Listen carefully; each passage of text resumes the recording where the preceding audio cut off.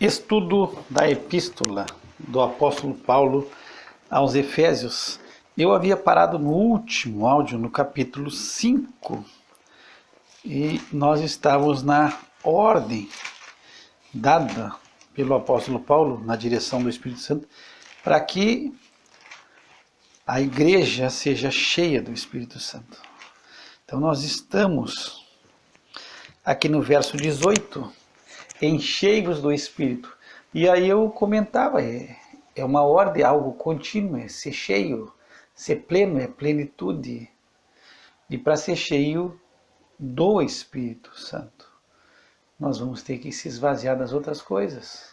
Senão tu nunca vai ser cheio do Espírito, sempre vai ser uma mescla. E nós já vimos em versículos anteriores várias coisas que devem ser deixadas para fora, devem ser tiradas no meio de nós, para que nós possamos dar liberdade. E nós somos templo do Espírito Santo, e o templo tem que ser puro. Muitas vezes o templo é profanado. É interessante essa parte do templo, porque em alguns momentos o templo foi profanado, o santo templo construído por Salomão. Uma das acusações que fizeram a Paulo, quando Paulo ele foi preso em Jerusalém, foi que ele havia profanado o templo. E aí ele profanou trazendo a acusação que foi feita, é que ele havia introduzido gregos no templo. Se tu pegar Atos 21, 21, 28 diz: clamando homens israelitas, acudi, este é o homem que por todas as partes ensina a todos contra o povo e contra a lei. E contra esse lugar e demais disto, introduziu também no templo os gregos e profanou este santo lugar. Então, o templo é santo, e Paulo ele escreve, eu já falei, mas não é demais a gente repetir, o templo do Espírito Santo que somos nós é santo. Então nós temos que entender que nós somos templo do Espírito Santo, e aí nós temos que deixar de fora muitas coisas.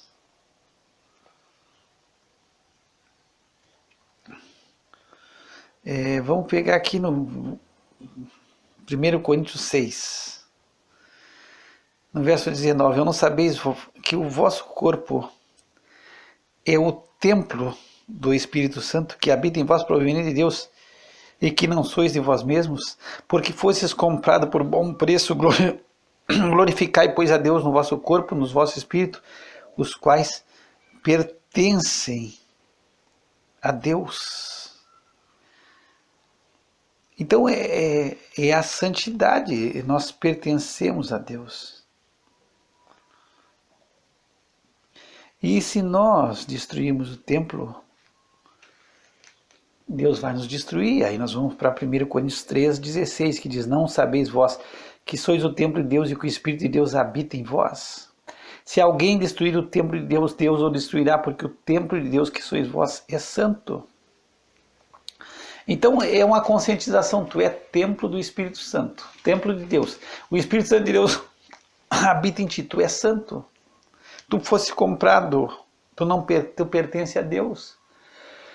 A partir disso tu tem que glorificar a Deus no teu corpo, então tem que haver santidade, o que convém é santidade. Então eu trazia essa situação, o templo foi profanado quando tu introduz coisas desagradáveis a Deus. E Paulo ele introduziu um gentil, mas não tinha introduzido, essa é a acusação, ele tinha sido visto na cidade com os gregos, e aí se acreditava que ele tinha entrado no templo,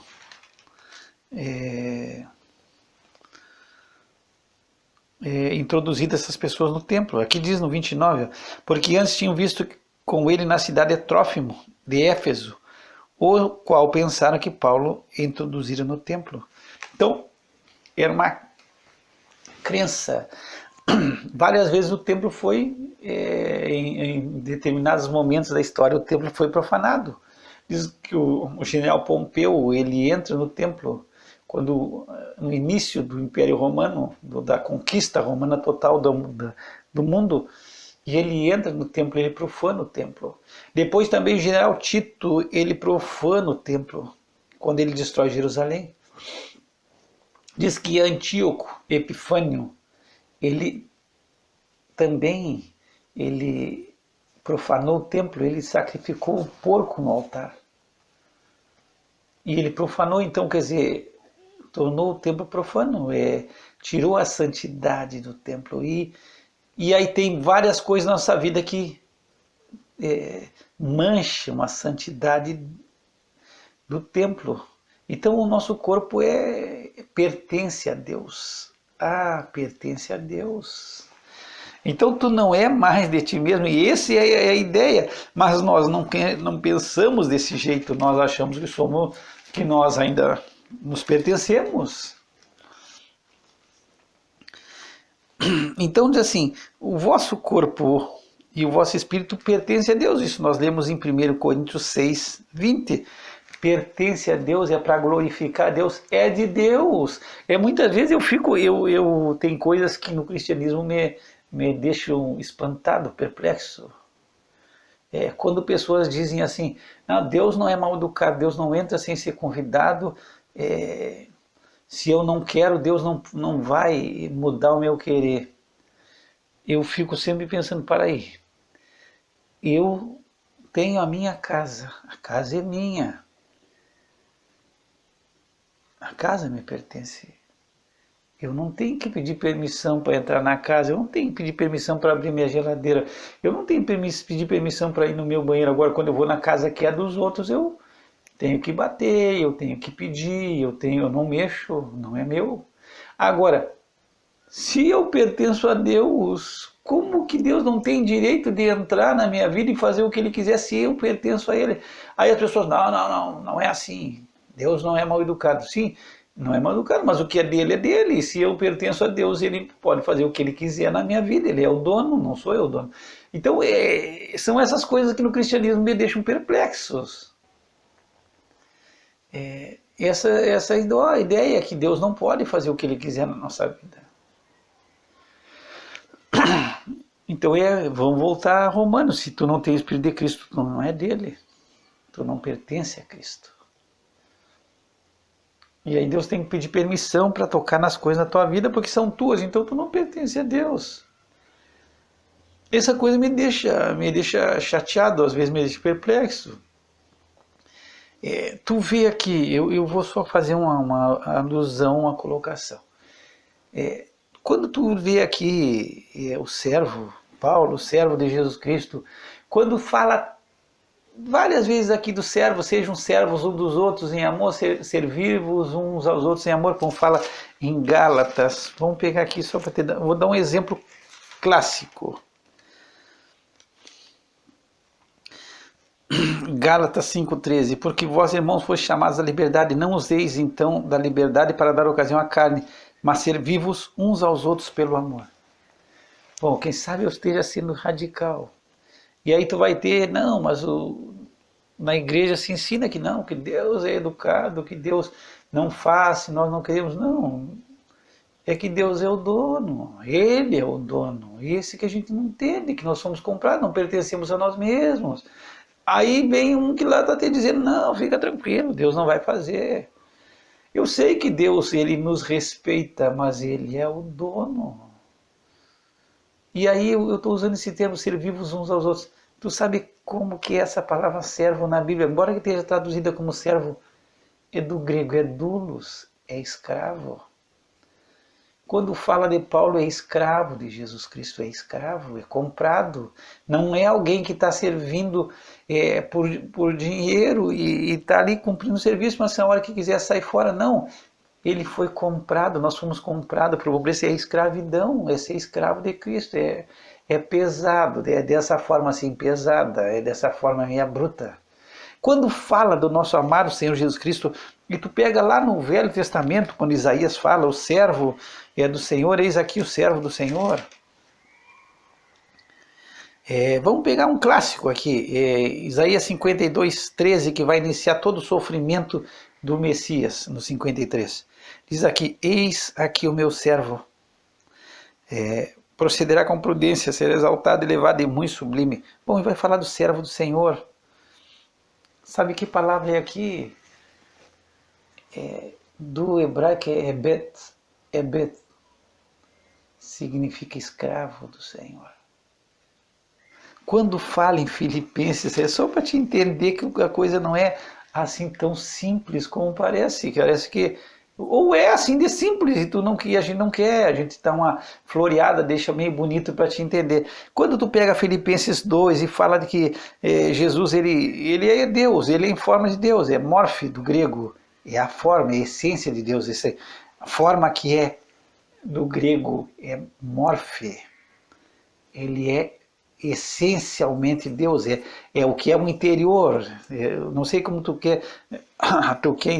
vai compreender. E eu vou te explicar, porque nós vamos entrar nesse livro, vamos explicar. Mas ele é forma de Deus. Forma de Deus. E aí o grego traz duas palavras para forma, é morfe e esquema. Da onde vem essa palavra? Nossa, esquemático, para te entender. Duas. O esquema é o exterior, o que muda. Agora, morfe é o interior, é o que não muda nunca. Isso aí é imutável, é incambiável, jamais vai se deixar de ser. Então, ele é a morfe de Deus, a essência dele é Deus, ele nunca vai deixar de ser Deus. E aí vou te dar um exemplo, tu nasceu, tu é um ser humano.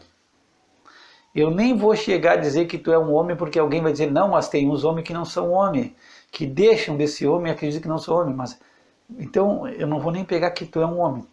Porque senão vai dizer, não, mas é que ele pensa que não é homem, mas ele é um homem, isso aí é óbvio, tu vê que ele é um homem, ele é um homem. Mas vamos pegar, tu nasceu, tu é um ser humano. Quando tu estava no ventre da tua mãe, tu era um embrião, mas tu era um ser humano. Quando tu nasceu e tu era bebezinho, tu era um ser humano. Quando tu tinha, na tua infância, tu era criança, tu era um ser humano. Quando tu era jovem, tu era um ser humano. Tu é adulto, tu era um ser humano. E quem sabe tu tá já numa idade para lá do adulto já e tu segue sendo um ser humano. Esse é a tua morfe. É a tua essência. Tu nunca vai deixar de ser um ser humano. Tu nasceu e vai morrer sendo um ser humano. Tu pode pensar o que tu quiser. De repente tu acha assim. Eu acho interessante, eu escutei uma história de um homem nos Estados Unidos que, de uma hora para outra, ele começou a acreditar que ele era um cachorro. Olha a ideia. Aí ele cria que era um cachorro, porque ele disse, não, eu tenho vontade de comer ração, e eu durmo no chão, e daqui a pouco eu urino numa parede, e agora eu estou começando a correr atrás dos carros também, e eu acho que eu sou um cachorro. Poxa, mas aí ele está fora da casinha, porque ele é um ser humano. Mas aí tem agora, não, mas de repente é um cachorro que ele é a encarnação dele, alguma coisa desse tipo. Mas não, ele é um ser humano. Poxa, ele tá confundido, mas ele é um ser humano. Não vai, a morfe dele é um ser humano. Agora, o que é o esquema? O esquema é o que é o externo que muda. Tu era um embrião sem forma. Depois tu era um bebê. Depois tu era uma criança. Mudou. Tu já não é igual ao embrião e tu já não é igual ao bebê, tu já é uma criança. E tu é um jovem e tu já não é igual a uma criança, tu é um jovem. Tu tem outra, o teu esquema mudou, o teu exterior mudou. Aí tu é um adulto, tu já é diferente. E aí tu é um velho, tu hoje, quem sabe, tu tá velho, tu tá bem mais idoso, ou não tá tão idoso, mas tu já tá mais... E aí tu olha lá para trás, tu vê, não, o esquema mudou. E tu olha pro espelho e tu vê que o esquema mudou, de vez em quando falta um pouco de cabelo. Falta um pouco de cabelo, quem sabe os dentes não estão todos, todo o time não está aí, já alguns estão faltando. E tu te olha no espelho e tu diz, o esquema mudou, mas tu segue sendo um ser humano, o morfe continua. Então, esse é Jesus, ele é um ser humano. Mas aqui, quando diz assim, ó, no verso 7, mas fez a si mesmo de nenhuma reputação, tomando a forma de servo. Aqui de novo é morfe. Ele não se fantasiou de um servo. Exteriormente ele parecia ser um servo. Não, é morfe, não é esquema. Não é tu olhar assim, ele parece ser um servo, mas ele não é, não. Ele tomou a forma, a essência dele é de um servo, é servo. Então ele é forma de Deus, ele é essencialmente Deus, incambiavelmente Deus, ele é imutavelmente Deus, ele é Deus. Deus real, não tem outra palavra. Mas ele toma a forma de servo e agora ele não é aparentemente um servo, não. Essencialmente ele se torna um servo, na essência. Então ele é Deus em essência, mas ele também se torna um servo em essência, por isso que ele vai aprender a obediência. Agora tu sabe que palavra aqui? Esse servo, de novo é doulos. Ele se tornou um escravo de Deus. Ele só fazia o que Deus mandava, ele faço sempre a vontade de Deus, eu faço sempre a vontade do Pai, o que eu vejo o Pai fazer, eu faço sempre o que agrada o Pai. Ele é um escravo. Mas não é um escravo normal, um escravo por obrigação, eu estou aqui obrigado, eu estou aqui, como a gente usa uns termos, como gato em bolsa. Ele veio contrariado, Deus deu ordem, aí tu tem que ir, meu filho, vai. E aí ele veio, parecia um mundo contrariado, assim, eu estou fazendo, o pai mandou, mas não é o que eu quero. Aí ele está por obrigação, ele se tornou escravo por obrigação, só que não, ele é um escravo por amor, ele está fazendo tudo por amor. Aí tem a história, tu pode pegar lá depois de Êxodo 21, quando o escravo ele tinha, depois de 6 anos, no 7º ano ele recebia a liberdade, o escravo judeu. Mas ele amava o seu amo, ele amava o seu senhor e ele queria servir servindo para sempre. Agora não por obrigação, ele serviu 6 anos por obrigação. Agora ele quer servir por amor. Aí o senhor dele pegava, levava ele na praça onde estavam os juízes e ali com a sovela, um furador, se furava a orelha dele num arco da porta. E aí ele seria servo para sempre daquele amo. Mas é um servo por amor. Aí eu te digo, muda o que ele fazia antes, o que ele vai fazer agora? Não, ele vai fazer o mesmo trabalho. O que ele fazia antes para o seu senhor, nos 6 anos que ele serviu por obrigação, ele vai fazer o resto da vida, só que antes ele fazia por obrigação, agora ele está fazendo por amor. Então mudou, é o amor. Então Jesus é um servo por amor, ele faz por amor, ele veio por amor ao Pai, por amor a nós. E é isso que nós somos de Deus. É isso que muitas vezes as pessoas não entendem. As pessoas acham que têm o direito, tem o direito sobre si. E tu não tem direito, e aí tu é templo do Espírito Santo, tu não te pertence, então tu tem que cuidar para não profanar o templo, para não colocar coisas dentro desse templo que vão profanar, que vão manchar a santidade do templo. E tem muitas coisas, Paulo já trouxe várias coisas, tu começa a trazer amargura para dentro do templo, tu começa a trazer ódio, tu começa a trazer ira, falta de perdão, tu começa a trazer coisas que são da carne, procedimentos, Paulo diz, façam nada, tudo sem murmuração, nada é murmurando, nem contenda, nem ira, nem ódio. Então são essas coisas, e aí eu vou entrar, como eu falei, se tu tem a versão revista e atualizada, eu gosto da minha versão, mas eu acho que a revista atualizada está muito boa. Quando eles encheios do Espírito, ele dá uma vírgula. Quer dizer, ele vai seguir o pensamento. No meu pensamento aqui, na minha ideia, eu já disse, já coloquei o meu ponto de vista, embora que alguns digam que aqui ele vai começar a mostrar como uma vida cheia do Espírito Santo, ele vai mostrar nesses 3 versículos o resultado. Eu não vejo dessa forma. Eu vejo que aqui Paulo está dizendo, enchei-vos do Espírito, e aí ele vai dar vírgula, falando dessa forma, e ele vai explicar como tu vai se enchendo. E a primeira coisa é, falando entre vós em salmos e hinos, cânticos espirituais, cantando e salmodiando ao Senhor no vosso coração. Então, primeiro item é falar. E aqui tem uma coisa interessante, não sei se tu até percebeu, a comunicação. Falando, se comunicando.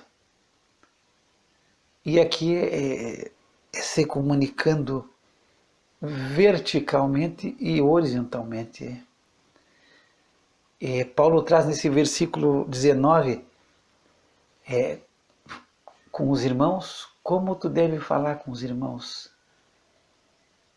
A santidade que deve ser a tua conversa com os irmãos e a santidade que deve ser a tua conversa com Deus horizontal e vertical, para cima e para os lados. Então ele falando uns aos outros, como tu vai falar? Com salmos. Salmos do grego é psalmos, cânticos de louvor com acompanhamento de instrumento de corda, é isso. É como se tu estivesse cantando um cântico de louvor a Deus, tocando. E aí alguns dizem que é uma harpa, tangendo uma harpa, quer dizer, é suavidade. Então tu vai falar com teu irmão com suavidade, entre vós vocês vão falar com suavidade, e são coisas que louvam a Deus. Por isso que tu pega, e eu digo que Paulo ele foi preparando, e nós vamos subindo, subindo, subindo, até chegar ao ápice do que ele quer. Diz, é ser cheio do Espírito, e aí nós vamos falar um com os outros com suavidade, de maneira que nós estamos louvando a Deus, de maneira que Deus seja glorificado no que tu conversa. Por isso que ele diz no verso 4 desse capítulo, não é torpeza, sem obscenidade, nada obsceno, nenhuma tolice, bobagem, coisa que não promove nada, e nem zombando, e rindo, e ridicularizando, escarnecendo um dos outros. Fala com um tonzinho legal, fala com suavidade com teu irmão, com amor, de maneira que Deus seja santificado. Então, entre nós temos que ter uma linguagem de amor, uma linguagem temperada. A gente tem que falar de uma forma agradável. Eu já disse, tu não sabe quando é que tu vai ter que engolir as tuas palavras. Eu já vi pessoas engolir as palavras. E se as tuas palavras foram amargas, é terrível. Agora, tu engolir palavras doces, palavras suaves, é tranquilo. Então tu não sabe quando tu vai ter que engolir o que tu falou. Às vezes tu vai ter que engolir. Então, falar com suavidade, um canto de louvor assim com a harpinha, tocando a harpa no fundo. Então, entre nós temos que falar desse jeito. É interessante porque quando tu pega provérbios fala muito da maneira como nós temos que falar, de falar de uma maneira agradável, de uma maneira que glorifique a Deus. Não é de uma maneira agressiva, é de uma maneira branda, de uma maneira que glorifique a Deus, de uma maneira em que Deus seja exaltado. Pega Provérbios 15, nós vamos pegar aqui verso 1. A resposta branda desvia o furor, mas a palavra dura suscita a ira. Então, tu é membro um do outro, nós somos membro do outro, nós estamos no corpo de Cristo. Então tu não quer ser promotor de ira de ninguém, tu não quer ser promotor que o teu irmão se ire, saia do normal contigo. Então tu vai dar uma palavra branda, com sabedoria, não é passando a mão, mas é branda, é com brandura. E aí tu consegue desviar o furor. E aí tu pega no 16, no verso 24 diz assim, de Provérbios ainda, as palavras suaves são favos de mel. É doce. Doces para a alma e saúde para os ossos. Tu está no corpo de Cristo, então são palavras suaves, e aí tu sabe falar, não, quem sabe eu vou dizer vou colocar a minha experiência. Quem sabe eu seja bruto a falar, e eu não acredito que eu seja uma pessoa bruta na minha essência, na minha morfe, mas no meu esquema eu sou, quem sabe, muito bruto. Quem sabe tu fica escutando e diz, pô, esse cara quer botar as coisas, esse cidadão quer botar as coisas goela abaixo de nós. Não, quem sabe é a forma que eu me expresso que não é legal. E eu vou dar a minha experiência. No meu trabalho teve vezes que meu filho mais velho, que às vezes ele me acompanhava no meu trabalho, ele gostava de ir comigo. Ele já era um homem já.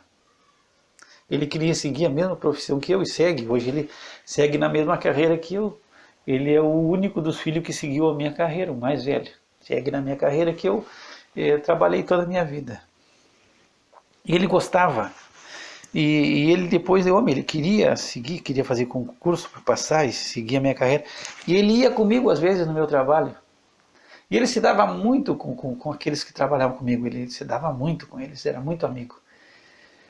E aí de vez em quando eu reunia e eu dava minhas ordens, eu falava, e eu dizia as coisas para as pessoas, né, que estavam sobre o meu comando, sobre aqueles que estavam subordinados à minha autoridade.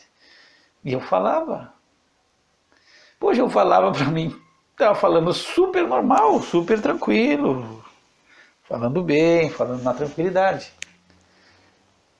Quando passava, o meu filho me chamava, mas pai, como é que o senhor falou isso? Poxa, o senhor foi agressivo, o senhor falou de uma forma assim, o pessoal ficou assustado.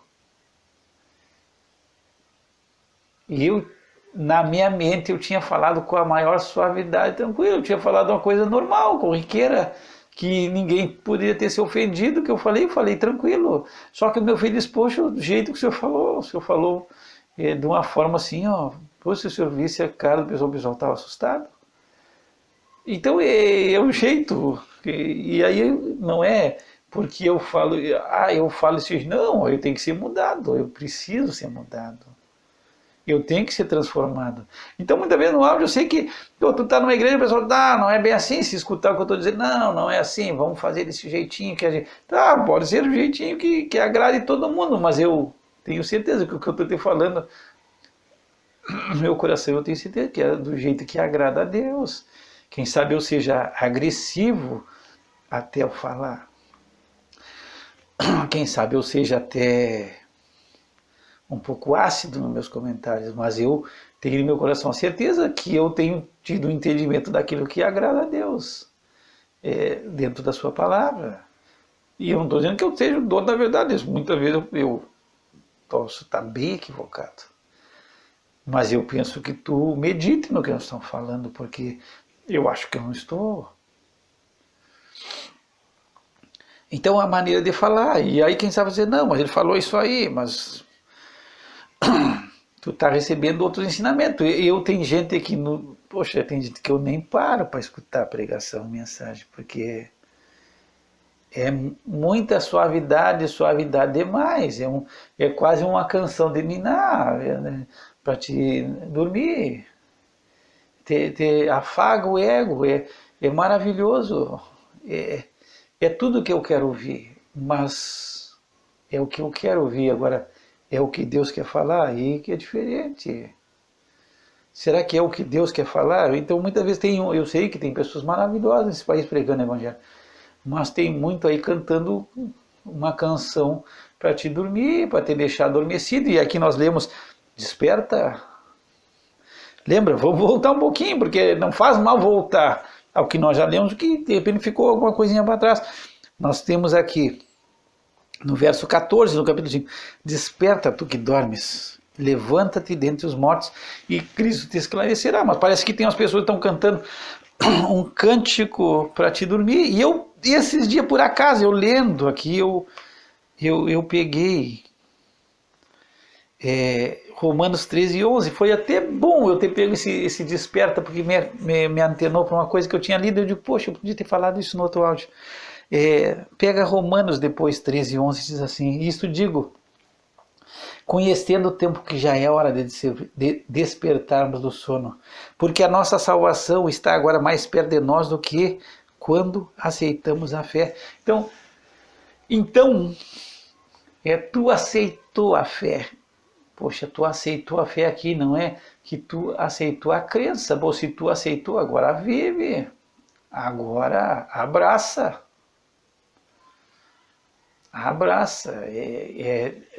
Quando eu trabalhava, a gente tinha uns adágios pesados. Só homem, muitas coisas eram obscenas. Tinha coisas que eram pesadas. E aí tinha um ditado que dizia assim, poxa, se tu tá no inferno, poxa, já tá no inferno, te abraça no diabo. Quer dizer, se tu quer viver desse jeito, então viva. Era a maneira de dizer, poxa, agora tu tá... Então, se tu tá no inferno, te abraça no diabo. Tu tá seguindo o inferno, quer seguir o Satanás? Pô, Satanás segue. Quem sabe, não sei se eu tô conseguindo explicar a ideia que tinha. Tu não tem nada a perder. Agora, tu aceitou a fé. Poxa, agora vive a fé, irmão. Agora vive a tua fé. Se tu aceitou a crença, vive a tua fé. E aí, o que diz Paulo? Diz, ó, já é hora de despertar. Poxa, já não é mais hora de seguir dormindo. A nossa salvação está mais perto do que antes. Agora, tem que despertar do sono. Só que, no meu ver, e aí eu não sou dizer que eu sou a voz da verdade. Não, não sou. Não sou. E está longe de ser. Quem sabe eu tenho de todo o meu coração tentado agradar a Deus. Fazer tudo que agrada a Deus. Quem sabe nos áudios não sejam isso tudo, ou sejam maravilhosos, mas eu estou procurando de todo o coração agradar a Deus. Agora, que eu vejo de vez em quando que tem uns sons aí que não é para despertar do sono, mas segue dormindo. Assim, eu tenho um netinho, tem 2 netos. Só que a nossa neta mais velha, ela está mais longe de nós, nós não estamos tendo contato. Mas o nosso netinho pequeno que nasceu faz pouco, nasceu em março, ele está pertinho de nós aqui, ele está no mesmo prédio. E ontem, quando eu fiz o áudio, antes de ontem eu fiz o áudio, e eu não tenho estúdio, eu estou trancado. E ele estava com a minha esposa, e eu fiz o áudio, trancado, eu escutei ele. Depois, escutando o áudio, no final do áudio, é o áudio 54, eu acho, de Efésios. Eu escutando o áudio para ver se tinha algum erro, daqui a um pouco eu começo a escutar ele. Vai fazer 5 meses agora. Ele discutindo e batendo boca com a minha esposa conversando com ele conversando assim, do jeito dele, sem palavra, mas resmungando com a minha esposa. Aí eu chamei depois da minha esposa, amor, eu escuto o áudio finalzinho aqui. Vê se tu conhece essa voz aqui. Aí a minha esposa viu ele, escutou, mas tu tem que prestar atenção. Eu entendi porque eu prestei atenção. Quem sabe tu escuta e tu não vai te dar conta. Mas eu escutando, tem uma coisa estranha aqui. Eu comecei a escutar, poxa, é o Pietro. Aí depois chamei o pai dele. Digo, filho, escuta o finalzinho do áudio aqui. Tu vai ver quem é que está falando aqui nesse fundo de voz. Aí o meu filho escutando.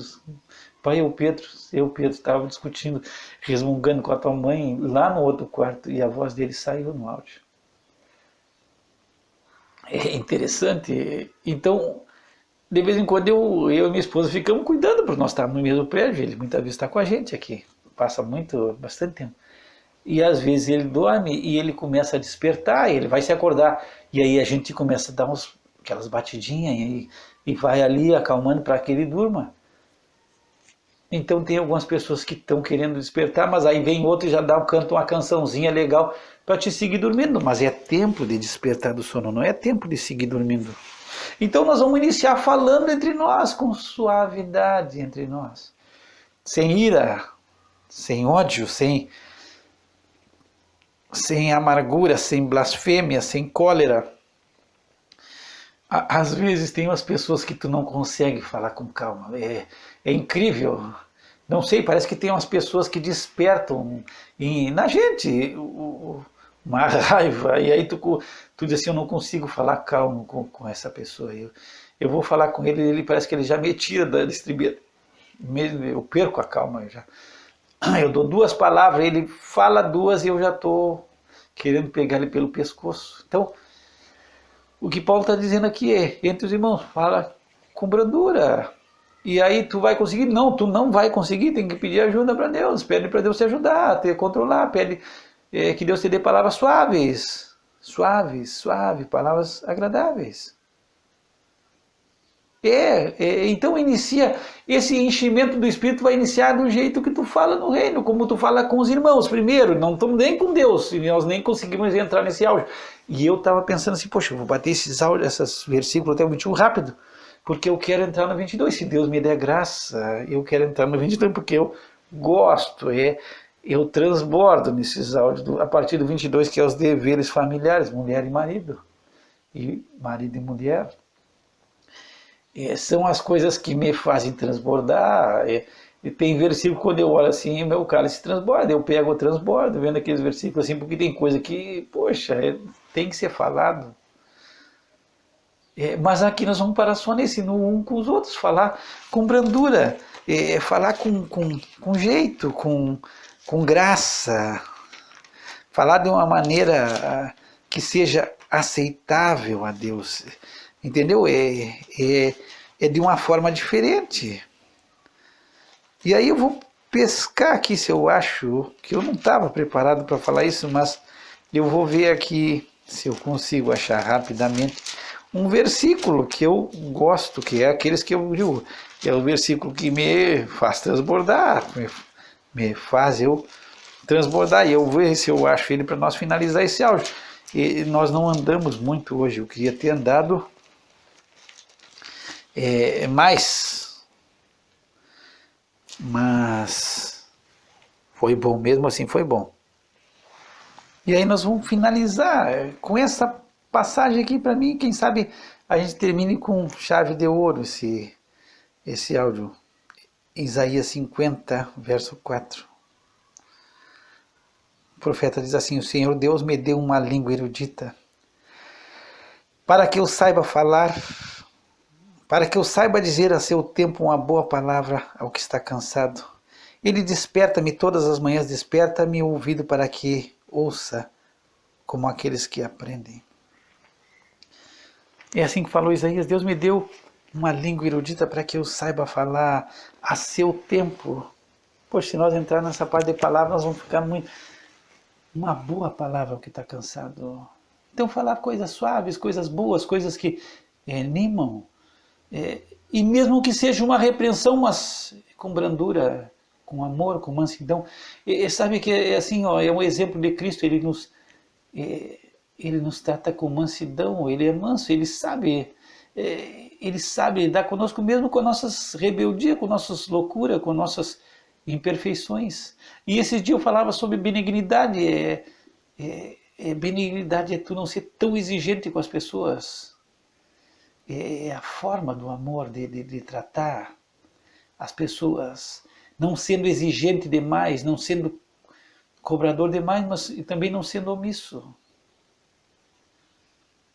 Então nós precisamos ter essa maneira de comunicação com os outros, falando a verdade em amor, com mansidão, não com ira, não com cólera, não falando com os outros com gritaria, já levantando, gritando, blasfemando, murmurando, dizendo palavrão, obscenidade. Não, é suavidade, falando a verdade, mas de maneira que tu edifique a pessoa, que tu levante, não derrube. Só quando muitas vezes tem uns que precisam ser um pouquinho derrubados, não vou dizer que não. Tem uns que estão exaltados demais, tem que dar uma derrubadinha.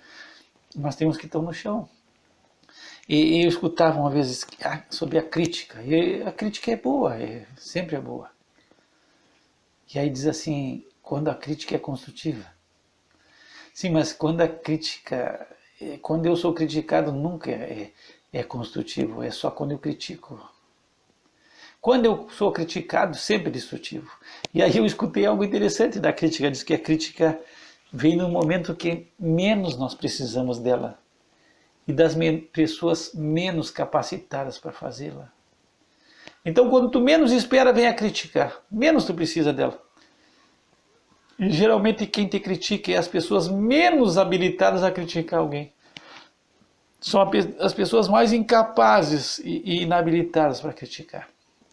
Pai, nós te damos graça pela tua palavra que venha a nos ensinar. Nós não sabemos falar bem, nós falamos mal, nós falamos com agressividade. Nós precisamos falar de uma forma diferente. Eu peço que o Senhor nos dê essa graça e esse entendimento em Cristo Jesus. Que o Senhor te abençoe e te guarde, que o Senhor faça resplandecer sobre ti o seu rosto e tenha misericórdia de ti. Que o Senhor levante seu rosto sobre ti e te dê a paz. Graça e paz da paz do nosso Pai e do Senhor Jesus Cristo.